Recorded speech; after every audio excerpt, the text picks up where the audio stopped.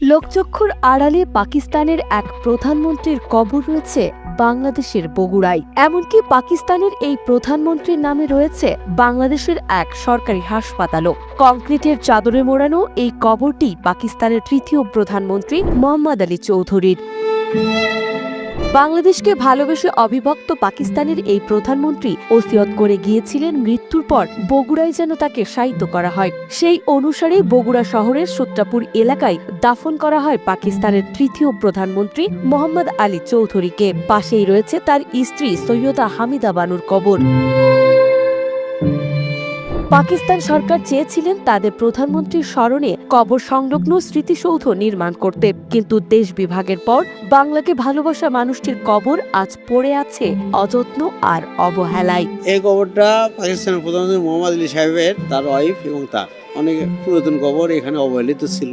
আমরা মার্কেট পক্ষ এখানে পরিষ্কার করেছি, যত্ন করে রেখেছি। মোহাম্মদ আলী সাহেবের কবর যখন বড় মসজিদের সামনে খনন করা হয়, তখন বগুড়ার ডিসি, পাঞ্জাবি ডিসি ছিলেন মাকতুম আহমেদ খান, তার কাছে বার্তা আসে, টেলিগ্রাম আসে যে কবরের জায়গা এমন প্রশস্ত এবং খোলামেলা হয় যেখানে পাকিস্তান কেন্দ্রীয় সরকারের পরিকল্পনা আছে তার কবরস্থানকে স্মৃতিসৌধ করা হবে।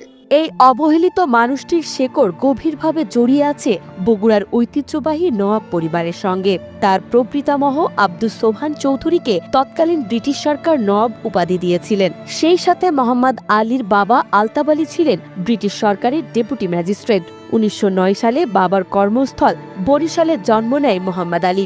এরপর কলকাতার আলিয়া মাদ্রাসা ও প্রেসিডেন্সি কলেজ থেকে কৃতিত্বের সাথে উচ্চ শিক্ষা গ্রহণ করেন তিনি। পরবর্তীতে ইন্ডিয়ান সিভিল সার্ভিস ICS পরীক্ষায় উত্তীর্ণ হওয়ার পরও কেবল পিতার ডাকে সাড়া দিয়ে স্টেটের দায়িত্ব নিতে বগুড়ায় ফিরে এসেছিলেন মোহাম্মদ আলী চৌধুরী। এরপরে বগুড়া জেলা বোর্ডের চেয়ারম্যান ও পৌরসভার ভাইস চেয়ারম্যান হিসেবে তার রাজনৈতিক যাত্রা শুরু হয়। জনকল্যাণে অবদানের জন্য ব্রিটিশ সরকার তাকে ১৯৩৭ সালে খান বাহাদুর উপাধিতে ভূষিত করেন।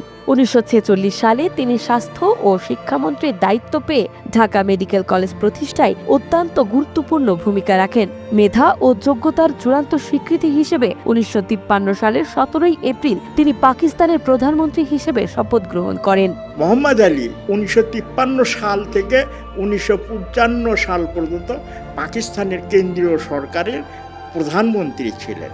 বগুড়ার নবাব পরিবারের আলতাব আলী ছিলেন, ওনার দুই ছেলে মোহাম্মদ আলী এবং জাকির। মোহাম্মদ আলী পাকিস্তান পিরিয়ডে প্রধানমন্ত্রী ছিলেন।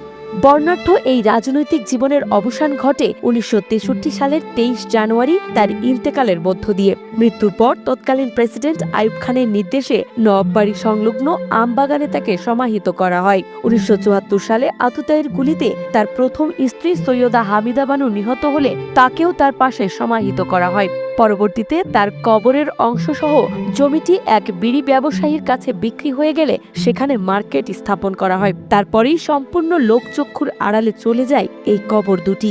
স্থানীয়দের চাওয়া সরকারিভাবে সংরক্ষণ ও সংস্কার করা হোক এই কবরটি।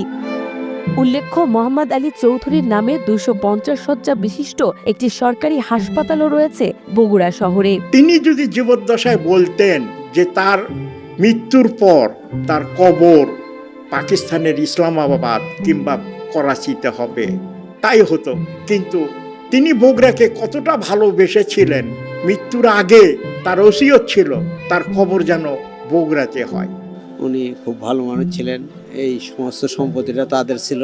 সংস্কার তো অবশ্যই দরকার, সে একটা দামি লোক ছিল, তার জন্য এই কবরটা সংস্কার করা অতি প্রয়োজন।